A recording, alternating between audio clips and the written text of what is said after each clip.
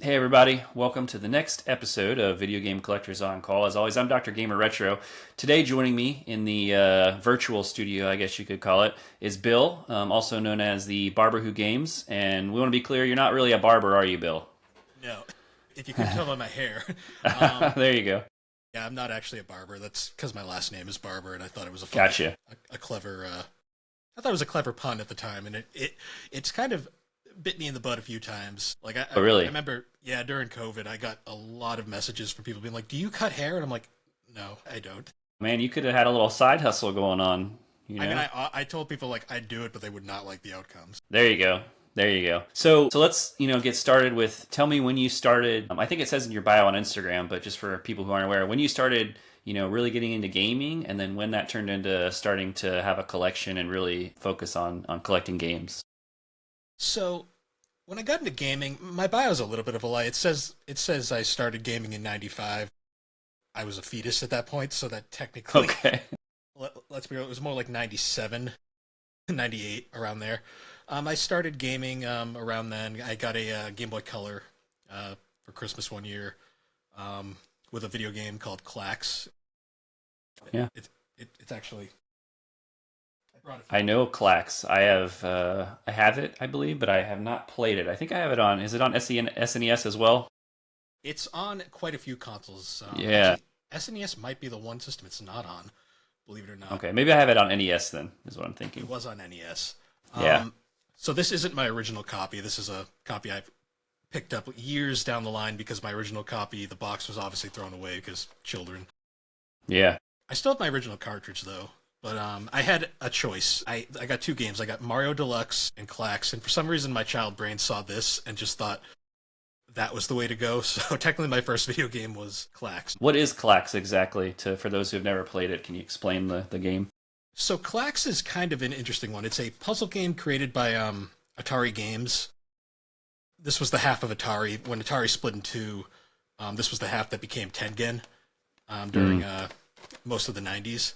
They made a ton of arcade classics, and Clax is like a puzzle game where the main gimmick is it is a bunch of falling blocks, and the way it works is you have this little like it's kind of like a paddle down at the bottom, and you have to catch the blocks as they fall down, and when you catch them, you want to align them in like stacks of three or sometimes four, depending on the level, of the same color, and you can either go horizontal, vertical, or diagonal for different points. Like, and then each stage has a different like requirement. So like sometimes it wants you to get like just three stacks. Other times it wants you to get them in a specific way, or like sometimes it wants you to get all three, or make Okay. them maybe like different colors. It's a pretty intense game. It's very chill, but at the same Yeah. time, like, you'll kind of get stressed because like sometimes the little paddle that holds the blocks, you can only hold I think like up to four in the paddle at one point before you drop them down into different I see. spots, and they get Okay. progressively faster as the game goes on.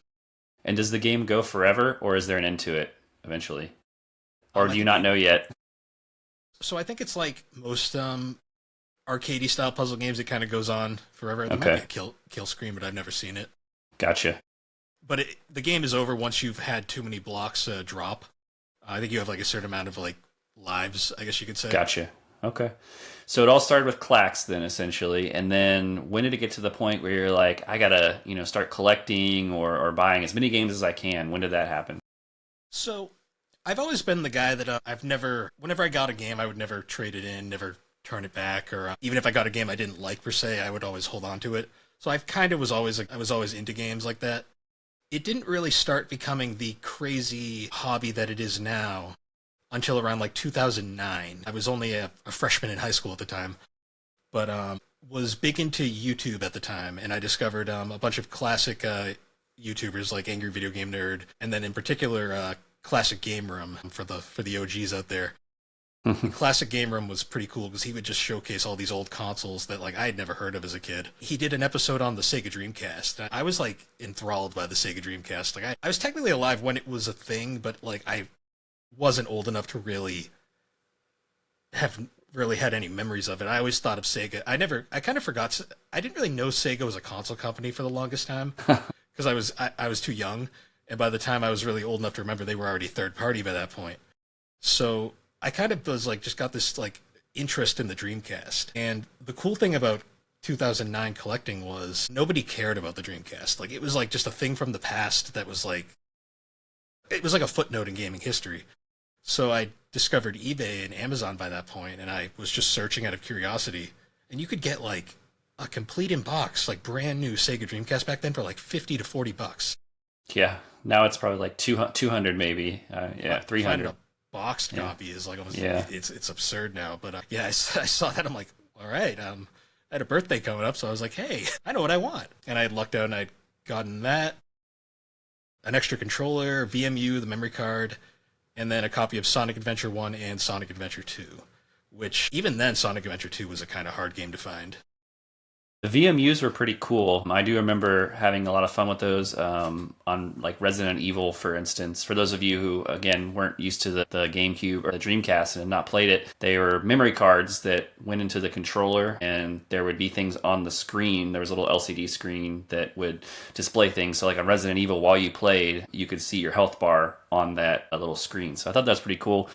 I do remember Dreamcast also as being the first system, at least to my knowledge, that I really had that went online, where you could play online, and I thought that was just so cool.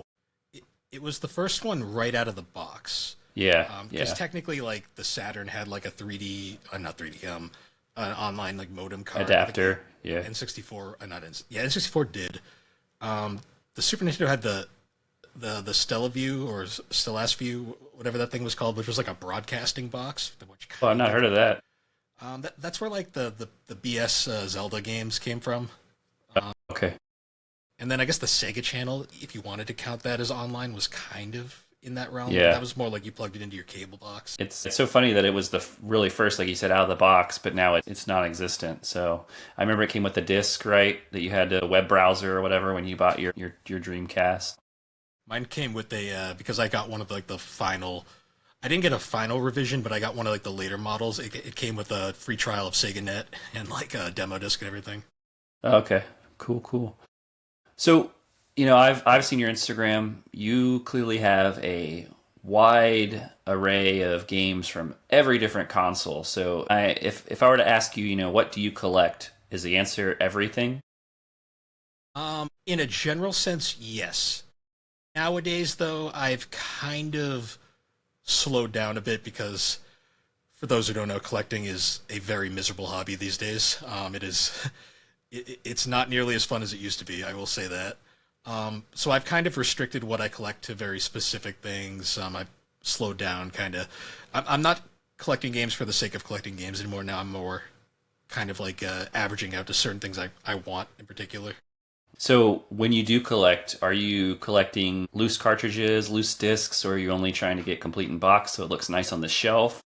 So the way I've kind of like narrowed it down is, if it's a disc-based system, I want to get it at least in the case. Like for a jewel case, it has to have the manual because it doesn't look right without it. For like a DVD case, like PS2 onward, if it doesn't have the manual, it stinks, but it is what it is. But it has to have the case. Cartridge games, I'd like the box, but I'm not going to pay, like, if I can get a cartridge for $50 as opposed to $500, I'm going to take the $50 option. Sure, yeah. So which leads me to another question. So a lot of people collect these games, and like even you said, previously you're kind of collecting whatever, and things have changed. So now you're more going after specifics. Have you played all of your games, or has that evolved over time to where now you are, like you said, only buying things that you plan on playing? Or how many have you played of the games you own? So this is a bit of a cheat answer.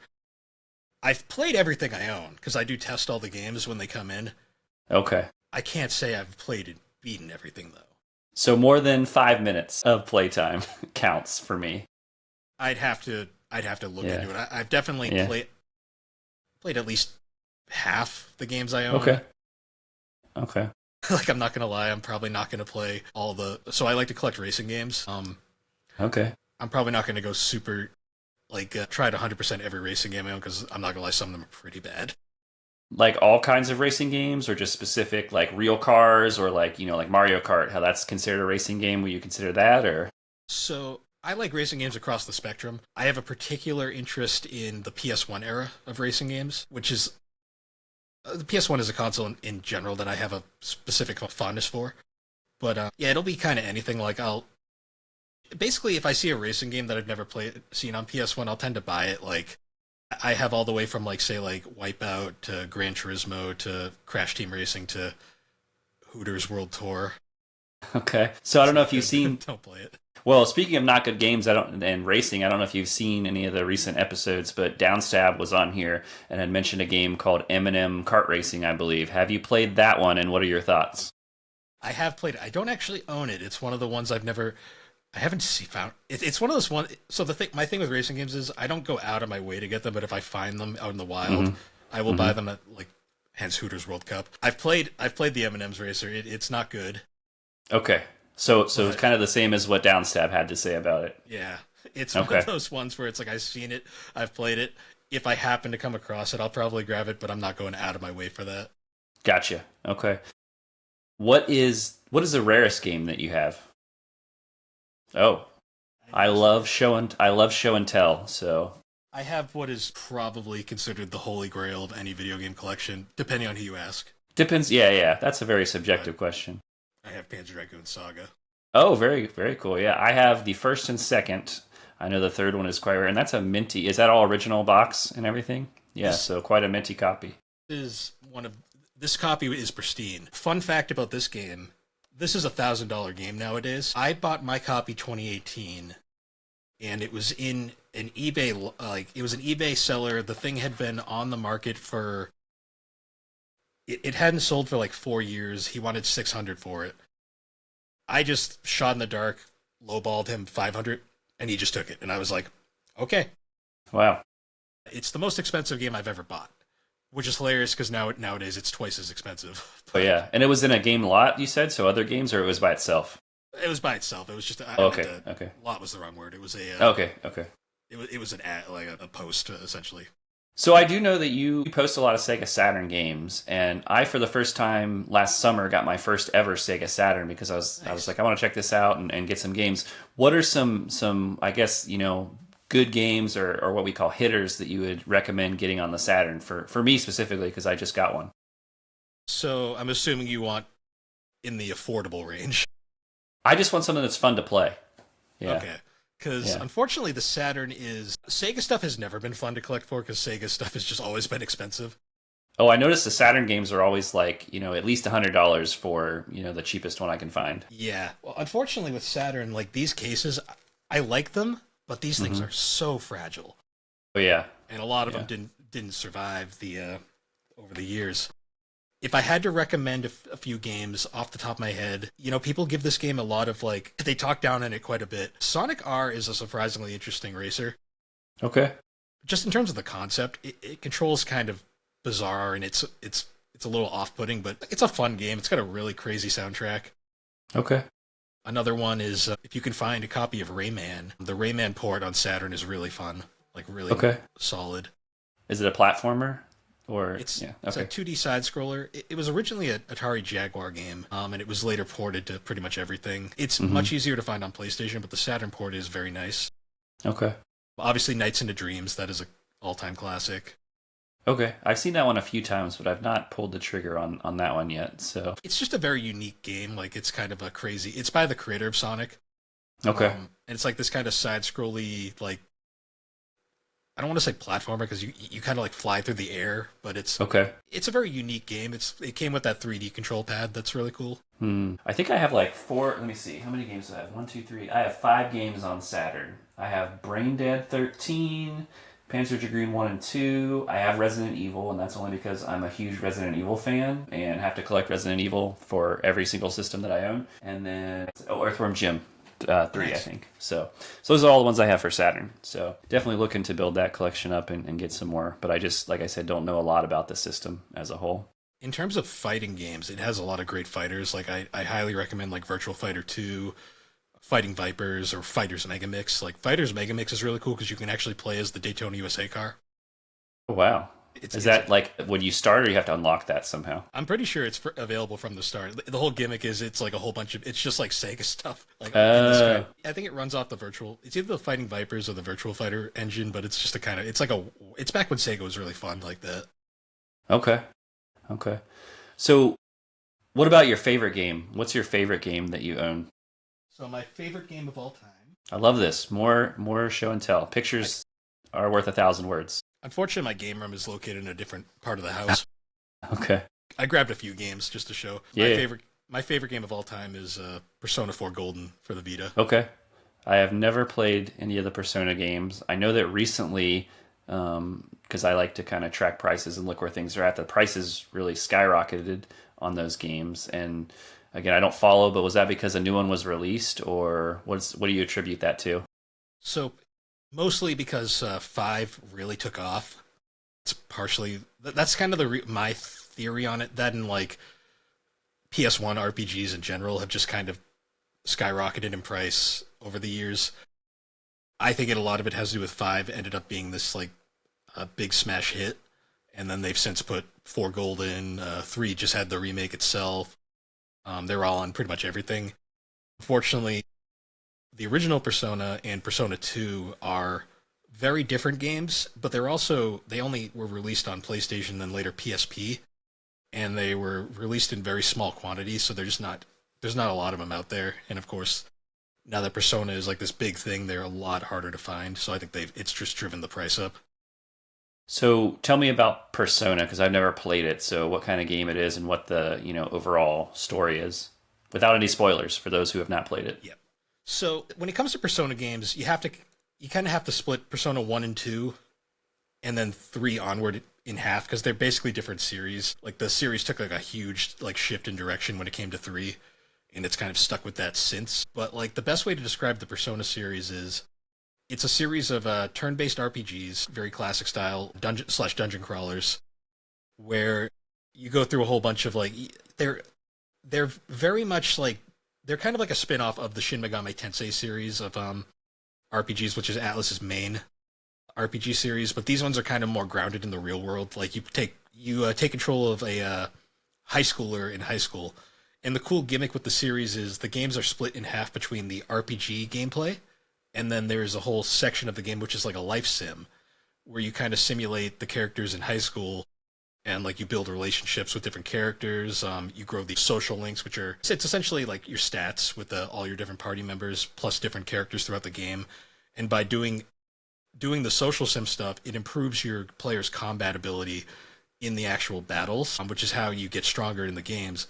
And then in the actual RPG half, there's the personas, which are essentially summons.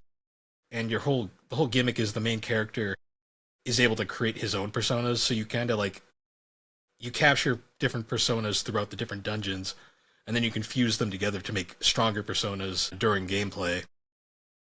That is 100% not what I thought that game was going to be about. I mean, I don't know what I had an idea of, but it was not that. And there's 5 Persona games now. Like if you play through the series, or there's probably a bunch of spin-offs maybe. Not counting the spin-offs, there's technically 6 okay. Because 2 is actually a duology. Okay.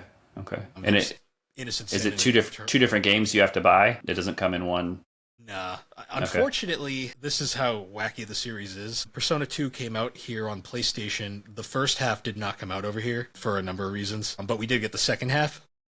When the series was later remade for PSP, we got the first half, but didn't get the second half. And when you say over here, just for viewers, where are you? In the U.S. Okay. Sometimes people are from overseas, and so just to clarify. Very good. So what about something that is currently at the top of your actively looking for list? So something that you're trying to find. So in particular, I know collectors use the term white whale a lot, like the one game that like always kind of gets away, you're always on the hunt for.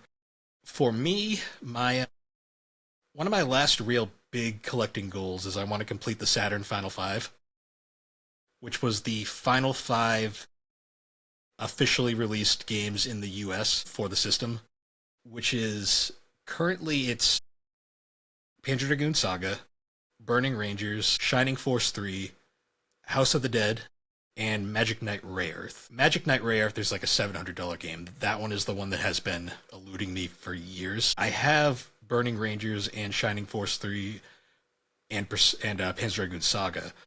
I don't have House of the Dead. That's like a $200 game. That's not the worst, but Magic Knight Rare. That was the final game released for the Saturn, and it was in very small quantities. It is not an easy game to find. I've only seen it twice in the wild. Both times they were like $700, and I just couldn't do it. I passed up on a chance to get one for 400 like back in 2019, and I'm still kicking myself for it. It probably would have been a lot cheaper then, that's for sure. Yeah. So what about, let's say money's not an option, you have an unlimited supply of money or games are free, what's your holy grail? What's the game that you're going to get? So this one's pretty obscure, but it's a game that's, I've been looking for it for a while now, mostly because I actually kind of want to own it for a podcast I do. But there is a 3DO game called Lucian's Quest, which is it's like one of the only RPGs released for the 3DO system, and it's incredibly hard to find. Like I've only ever seen, you rarely ever see them go up on eBay, and when they do, they're like from like $800 to $1,000, and that's not even guaranteed it's going to be complete. That's true. Yeah. Well, what about, so we've talked a lot about RPGs. So I assume, is Persona your favorite kind of RPG style game, or? Persona's my favorite game in general, but it is also my favorite RPG. I also like Tales of the Abyss is my second favorite game of all time.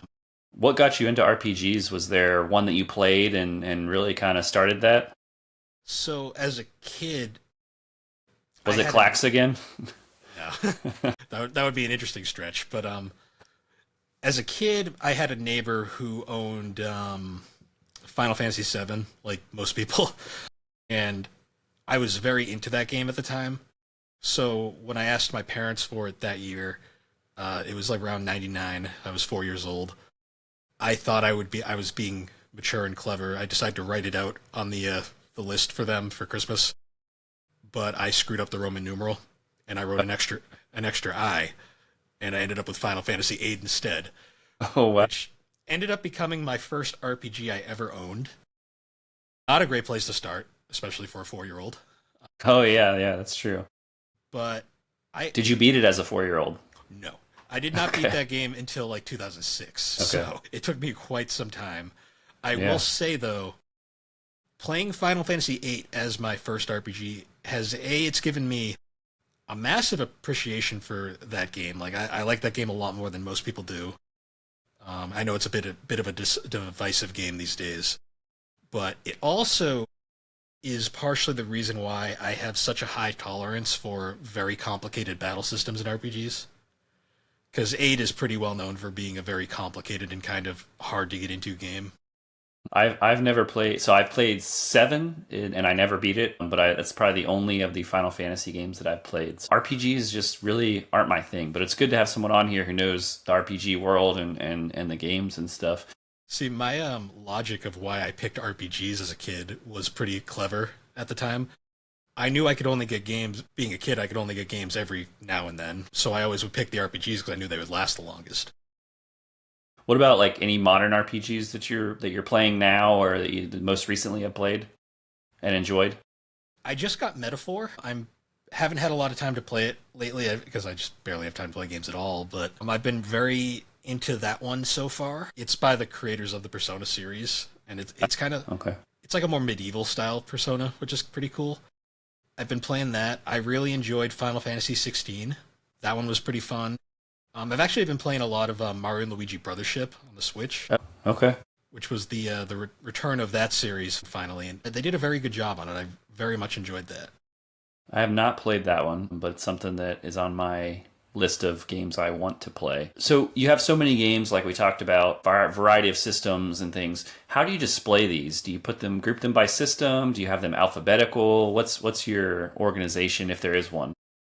My organization infuriates a lot of people because it's very unorganized. I always say it makes sense to me, and that's all that matters. But I group them by system to a degree. I've had to learn because I only moved into my house a year ago, and I've only really had my game room set up for about a year now. But over the years, I had to really learn how to compact and condense my collection without having to sell anything off. So I've kind of mastered cramming a lot of games into smaller spaces. So display-wise, I've kind of learned which games I want to have out front. Like, I tend to put my RPGs up front and center just because those are like my favorite. It's my favorite genre, but also they're kind of like the funnest ones to display just because RPGs always kind of have that sort of value to them that collectors really are drawn to. Then other games like a favorite of mine in particular, Lunar 2 for the PlayStation. I'll look at this box. Like That's pretty, yeah, pristine.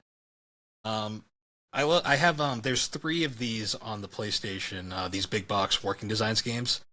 I have them all displayed like because they sit so easily. I have them like right on top of this shelf I have full of DS games. Um, that shelf I joke is my shelf of nonsense because I on top of it is just all of my special editions, like my micro consoles, like the Genesis Classic, the PlayStation Classic, all those. They're all kind of just like in a sort of like Gotcha. display I've put together. I also have some bootlegs that I've just thought were funny. Yeah, I mean, I don't think there's a right or wrong way to display a collection. For me, I do it alphabetically because I'm a little bit OCD and also want to be able to say, when I want to find a game, I want to know exactly where it is. And knowing me, I might not remember if it's kind of haphazardly placed somewhere. But yeah, definitely I've heard all sorts of ways that people will display their collection. One guy who collected Sega, he put, how Sega has some red cases, they have some white cases, some black. He color coordinates it so all the colors are together. So definitely interesting to hear different ways that people do that. Like sometimes I'll buy games that I'm never gonna play, not because I don't want to play them, just because there's really no reason to. Like Yeah. a good one like this is I have Dragon Quest IV for the Famicom, and if I'm gonna play Dragon Quest IV, I'm gonna play the DS version just because it's the most accessible and modern version to play that game. Yeah. But I love this Famicom box art. Like Famicom box is just kind of cool. But yeah. So I have this just on a shelf, like on display, just fun. That's very similar to me in Resident Evil. Like I said, I like to collect Resident Evil for every system that it ever existed on, which is a lot. But if I were to choose one to go play, it'd be the original PS1 and just pop that in because that's the most classic to me. A fun fact, I'm actually doing that with Clax right now. Very cool. I'm collecting every version of Clax I can find. Excellent. Where do you, so speaking of collecting and finding things or buying things, what's your go-to? Is it eBay? Do you use different stores like around your area where you live? Where do you find these things? So a lot of my primarily eBay is a big one. I don't trust Amazon anymore. I've gotten burned too many times by Amazon. For older games, modern games, that's different because you can buy directly from Amazon warehouse. For retro stuff, I tend to stick to eBay just because eBay is at least, if they're posting pictures, at least you're seeing that. Like if they're not posting pictures, what are they hiding? I've always had that mentality. And then eBay generally has your back if you run into a problem. When I like to go game hunting, there's a few retro stores in my area.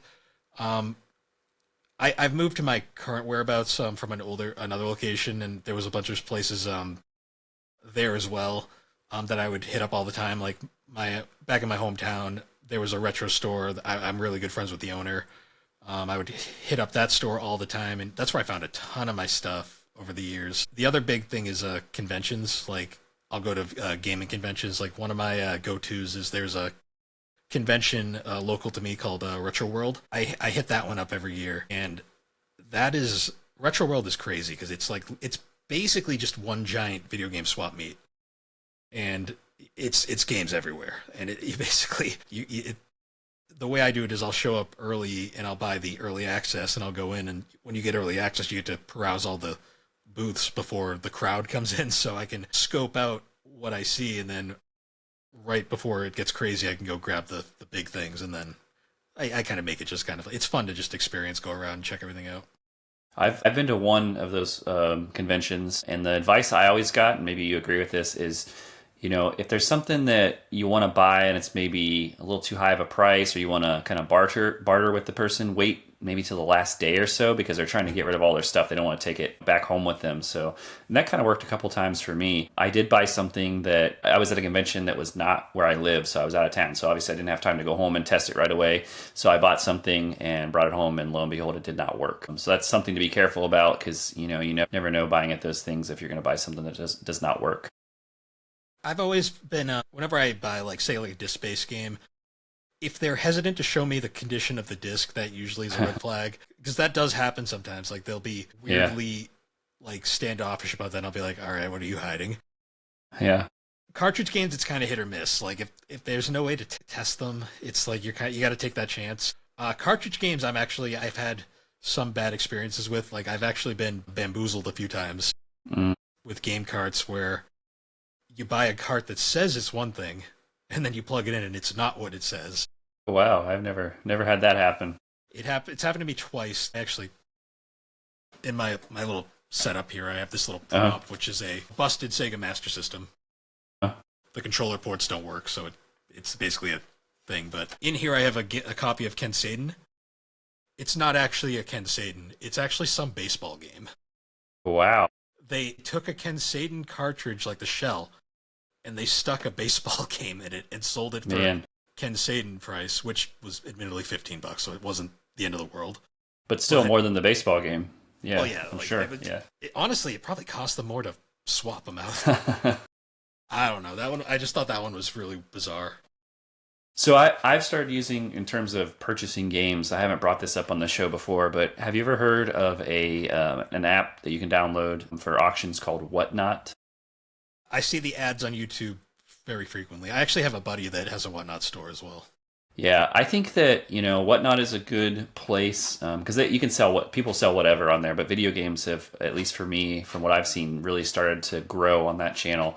You have to be careful though. There's a lot of people who, again, will sell fakes and things like that, or maybe not trustworthy sellers. But the thing about Whatnot is, like you were talking about, eBay protects you. Let's say you get an item and it's not as described. You just go on to the app and you say, hey, this isn't the right item, and they refund you. No questions asked. Like, there's no investigation. They just refund you. Now, I see people can abuse that, and I'm sure there's a way for them to say, like, hey, you've done this 7 times in the past week. So, but it's good for that. It's also good, I think, to get good prices, because basically what it is, it's like video auctions. So, people are showing their games on the spot, showing the back, the front, the disc, and everything, and then running an auction and people bidding on it live as you watch. So that's a good place to get some good deals that, check out. But like I said, just be careful on it, because there are some people who are not good people. Yeah. What about for prices? So when you are trying to buy a game, we were talking about what they're priced at. What do you use to determine if it's a good price for you or if it's overpriced? So I got a few options. Like, I will browse. I'll tend to browse eBay, and I'll see what the games are going for. Like, I'll look at like the general. Like, I'll try to average it out. Like, obviously you got to take out the very. Sometimes you'll see those people who have very high expectations, and you're like, good luck with that, bud. And you're talking about the recently sold tab, right? You're not looking at what people are selling it for. You're looking at what it has sold for. Okay. I'll look there. I'll go to price charting. Price charting's not always accurate, but there's a lot of good cross-referencing there. And then I also check GameEye, which I believe uses price charting along with a few other sources. I'll also check like what's going on Facebook Marketplace. I'll kind of check all across, and I'll see generally what it's going for. It's very rare that I'll buy a game that's over like $100 these days. I've kind of tapped out of that life for the time being. I have broken it a few times. Usually, though, I will say when I do that, like this weekend I turned 30, and happy birthday! Yeah, thanks. Yep, the big 3-0. I went to my local store, and they actually, lo and behold, in their PlayStation section had a copy of Brigadine, which is another Atlas RPG, but it was the last one that I had been looking for a while. And they wanted $120 for it, which was a fairly decent price. Like, I've seen it actually go for higher, so I grabbed that. But yeah, it's really rare that I'll go over that. So I generally tend to like look around at like prices around like the 50 to 60 range and lower. Which is not very common these days for a lot of games. Yeah. Hopefully at some point the prices will go back down. I don't know if they will, but hopefully. I've seen crashes happening, but then like it goes back up. It's such a volatile market that it's hard. And then you see games like, what is it, Piglet's Adventure or whatever, which ends up being $1,000. Yeah, just crazy. Because of a meme, and then once the meme runs a course, it goes right back down. And you're like, and people pay that, right? They're like, oh, $1,000, I got to have the game. So speaking of price inflation, what do you think about graded games? It's a very charged topic. Yeah. I want to be nice. I don't like them personally, but if you want to waste your money, go ahead. Okay. So, at some point, I would like to get someone from WADA on this show and talk to them and just say, hey, give me your side. Tell me what's good. Because I like to be very impartial. Kind of like you. If you want to do it, that's fine. I personally would not do it. I do have exceptions though. So for example, there are games that I have where, and maybe this is, I shouldn't be doing this because maybe you can't trust them. I don't know. But to me, if there's a body or organization who says, yeah, we're going to look at this game and verify that it's exactly what it says it is and it's real, then to me, that is when I use that. Kind of like sports cards, right? They have sports cards, you send it in, they're like, oh yeah, this is what it is. It's not fake. It's a 10 or whatever. So I have like a copy of the flag variant for Siphon Filter 3, if you're familiar with that. And I was like, well, I got to make sure this is real. So I actually bought it when it was already graded. So I was like, I'm not going to buy an ungraded copy because that could be fake. So I'm going to buy a real graded copy. But I think, you see just loose cartridges that are graded sometimes, and that to me seems silly. So this is my thing with grading. Like I'm also a comic collector, so I kind of have seen that side of it. And I'm not really even a big graded comic collector because the way I've always seen it is like I buy these things because I actually want to enjoy them. And when you grade a game, you're essentially sealing it away to never be played again. I've seen graded copies of Panzer Dragoon Saga, and this is a very rare game that there's no other way to play it but on the Saturn, and Saturn emulation is pretty rough still. So it's when I see a graded copy of Panzer Dragoon Saga, I always cringe a little because I'm like, that's one less version of the game for somebody to enjoy. That's one that I would buy and then crack it open and play it. Because there are some games where like that I'm like, why would you grade that? But what you mentioned, you said games are meant to be played. I think that's true. I used that in an argument one time, and the guy was also a comic book person like yourself, and he was like, well, we grade comic books and those are meant to be read. So no one bats an eye about comic books. I had someone throw that at me too, and I said, yeah, that's why I like to read them. Like I'm not just throwing it away. Yeah, exactly. I'm not really a floppy comic collector anymore. I collect trades more now just because of all that stuff. But yeah. So Wada, if you're watching this, you're probably not, but if you have a representative that wants to come on here and kind of talk, I would love to talk and be very impartial. So I have some, I don't know if these would be called rapid fire questions, but I try to do these just quick questions about your favorites and least favorites. So we've already talked about, I think, favorite game of all time, right? And that was Persona, right? Yes. Well, what other games? You have a stack of games that you brought from your collection. Anything that we didn't touch on that you have? I still got a few here. So okay.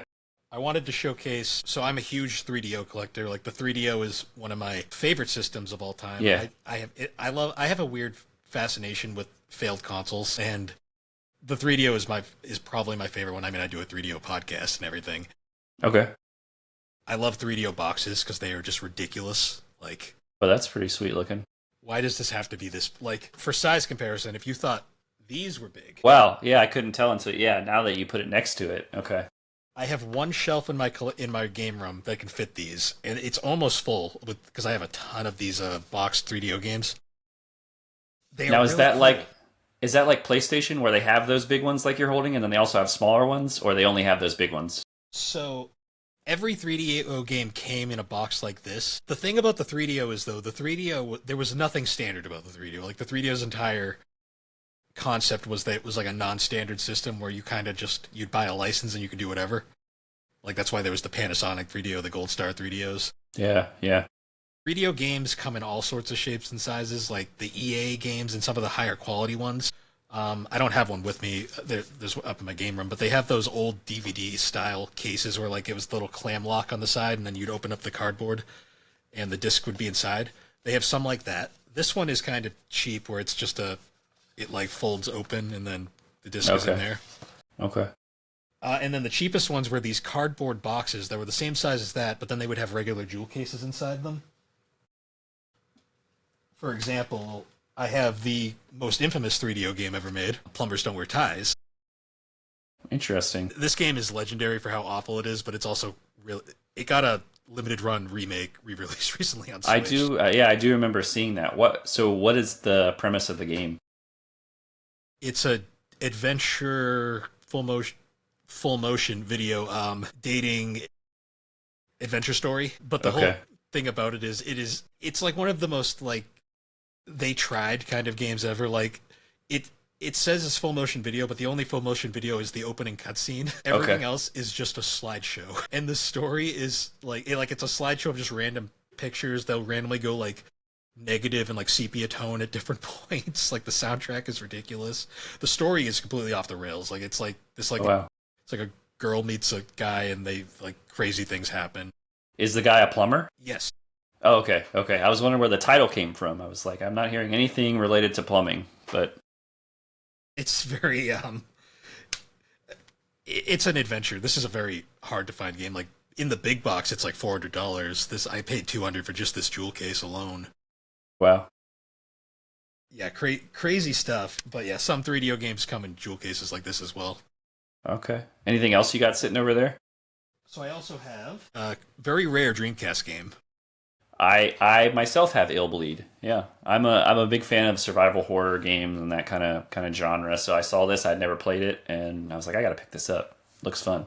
Ill Bleed is probably my favorite horror game of all time because it's essentially a B movie, and Yeah. nothing about this game is super serious, but it also has some of the most just absurd like zombies and just abominations I've ever seen in gaming. Like there's famously in it there's a parody of Sonic the Hedgehog called like Zodic, and it's just basically this demonic Sonic, and Oh wow.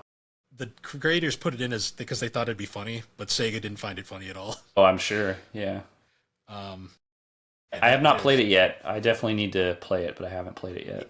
It is a very hard game to figure out, but once you figure it out, it is a Oh. blast. Yeah. I don't want to spoil it just because it is Yeah, a yeah. unique. Oh yeah, I'm experience. definitely looking forward to it. I also have I brought this one because the story behind it's very fun. Hmm. I have a boxed copy of Knuckles Chaotix on 32X. This is like a $200 game these days. I found this at a yard sale for $5. Like recently? It was like 4 years ago, but it was Okay.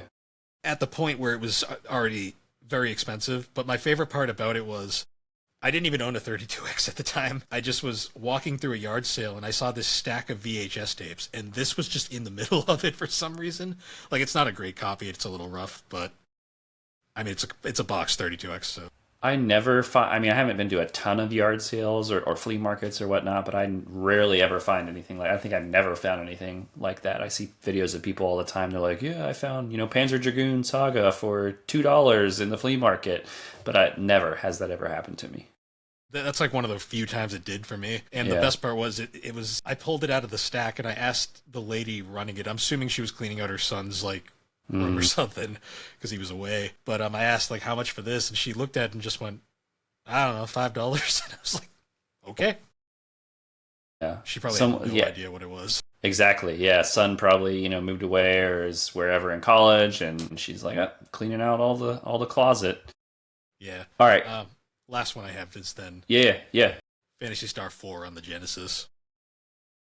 This is probably the best RPG on Genesis. It's one of the best RPGs of the fourth generation, and I found this one at like a retro game store, and I saw it boxed. I had to have it. Correct me if I'm wrong. Phantasy Star Online was on Dreamcast, right? That was like Yes. their big online game, correct?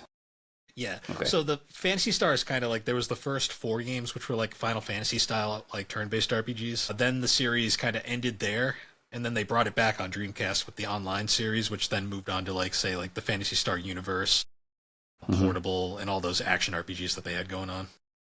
Gotcha. Okay. All right. So again, these are just some fast rapid fire questions. So we talked about favorite game. What about least favorite game of all time that you played? The worst game you've ever played? Plumbers don't wear ties? So I unironically like that game because it's Okay. it's absurd. Okay. But I mean, I love 3DO games. So. Yeah. This one is hard because I am a very forgiving guy when it comes to games. Oh wow. Okay. Worst Or maybe game? something recently you played that was not as great as you thought it was going to be. So I've gotten a lot of heat for this. I don't think it's a bad game, but it's just a game that didn't do anything for me. I really wasn't that impressed with Super Mario Wonder. Okay. I haven't played that one, but I know a lot of people do like it. But yeah, sometimes I feel like they just put out Mario games and they're like, what else can we do with Mario? And let's just keep making them. But that's a fair point. My thought on Wonder was everyone hyped it up like it was like the greatest Mario game ever. Like they were like, this is the best Mario game in years. Like so much better. Mhm. Like greatest thing ever. And then I played it and like it's It's another new Super Mario Brothers game, but it has a couple new gimmicks. And I mean, it was fine, but I was like, I don't see how that. Like, I prefer 3D Mario if I'm gonna play a Mario game. Like, Mario Odyssey is like more my cup of tea. Wonder, I was just kind of like, yeah, it's fine, but like, I was like, this wasn't. I just didn't get the hype for it. I really was a big fan of the Mario Maker game, where you could make Maker your own was Mario fun. levels. That was a lot of fun. Yeah, I'm glad they did that. Can you imagine if they did that with other games? Like I know there was a RPG game, RPG Maker, but if they remade that today with kind of the more advanced consoles, I think that'd be great. There was supposed to be that Mega Man Universe game, which I'm still upset got canceled because that thing looked like it would have been so cool. Oh, yeah, I didn't hear about that one. Okay, It was supposed to be like a make your own Mega Man game, kind of like Maker. oh, that's pretty sweet. What about your favorite console of all time? 3DO. 3DO is my favorite in a funny sense, but if I had to Okay, give okay, if I had to give a real answer, it's the yeah, PlayStation yeah. One Okay. What about least favorite console of all time that you own? Least that I favorite that you own. own. Yeah. This is hard because I do enjoy pretty much every system I own. Which one do you have the least amount of games for? Probably the TurboGrafx 16. I have like 4 games for that. Okay. All Actually, right. technically the Wonder Swan, the handheld, I only have a handful of games for that. What But I is the don't. Wonder Swan? So the Wonder Swan was actually a handheld. It was only released in Japan. It was actually created by Gunpei Yokoi, the creator of the Game Boy and Virtual Boy, among other things. It only came out in Japan. He unfortunately died shortly after it was released, but it was a cool little thing. It had a whole bunch of like surprisingly interesting games. Like it had this like weird like visual novel adventure style version of Silent Hill 1 on it. Wow. Like it just had a whole bunch of really cool stuff. It And this never was came out of cartridges that it played? Oh, very cool. What about your favorite video game character of all time? This one is tough as well. Are you a how about this? I'll give you three choices and these are classic characters, so Okay. we'll kind of narrow it down. So Mario, Sonic, Crash Bandicoot. Honestly, probably I know it gets memed on, but it's probably Sonic. Okay. I've played every Sonic game there is, so I've have a lot of. I loved Crash Bandicoot. I remember being younger and all of his commercials that he had on TV. I think there was one where he actually went out in front of Nintendo Yeah, headquarters with a big megaphone, and so he was just so cool to me. That guy. I enjoyed Crash as well. I kind of fell off Crash after the PS2 era, though. Like Sonic, I've played pretty much the entire way through. Gotcha. And then you mentioned a podcast. So you have a podcast. Are you still making episodes, or tell me about that a little bit? So I'm kind of a crazy person. I have 3 podcasts. Oh, wow. Okay. Yeah, so I have my main show is Gaming and Collecting. That is a podcast I do with my sister Alex. The title is a complete lie. Like we barely ever talk about gaming or collecting anymore. But it's mostly it's a gaming and anime based nostalgia podcast where we just kind of pick a topic and then we'll go from there. It's basically a brother and sister just talking about different things. We've been doing that since 2021. We actually just had our 200th episode. That one has been going on the longest. But then I also have my probably my most ambitious project is the 3DO Experience. That is a 3DO retrospective podcast that I do with my buddy Thrak. Me and him essentially every week we'll either pick a game, a topic. Sometimes we'll talk about a company, just different things, and we'll go over them. And we tend to like review the games. We always tend to say like, is it a must play, an okay, or a stay away? That's been going now for a couple of years. We just hit just over 70 episodes there. And then my newest show I've been doing for about a year now is I have a show called Geek Addicts, which is a pop culture podcast I do with a friend of mine named Matt. And we basically the concept of this show is it's literally just two buddies kind of like just kind of chatting it out every week. We'll meet up every Friday, we'll pick a topic and we'll just kind of see where it goes. Like our first episode we talked about the Dragon Ball series and it went nearly 4 hours. Oh, wow. So do you do each of these once a week, or just the one is weekly, or they're all weekly, or? All 3 are currently weekly. Oh, wow. I'm a little So you crazy. stay pretty busy. Yeah. Yeah, it's fun though. It keeps me talking to people. So Yeah, sure. Definitely, what I've learned starting this is it's good for meeting new people and like, learning about new games and stuff like that. And it's been a great experience so far. And these are all on YouTube, correct? they they're all on YouTube. I have their RSS feeds. They're connected to my YouTube channel is GNC Podcast Studios. They're also on every podcasting platform there is, like Apple, Spotify. We're also we're part of a big group called the Superpod Network, where on their website has pretty much all of our stuff. Oh, okay. And you're also on Instagram as the barber. Wait, not the bar. Wait, what is it again? Barber who's not a barber or something? So my Instagram, the blog where I post my collection is thebarberwhogames. Barber who games. Yes. That's been going since 2019. It used to be a lot more frequently posted. Unfortunately, Instagram has really hurt the algorithm for independent collectors these days, and if you don't post reels, you're not really going to get noticed anymore. Mm. So I've slowed down my posting, but I still post once a day just to keep it alive, because it is technically how I got my start on the internet. Have you ever done any streaming, like on Twitch or anything, or thought about it? I'm a very infrequent streamer on YouTube. Okay.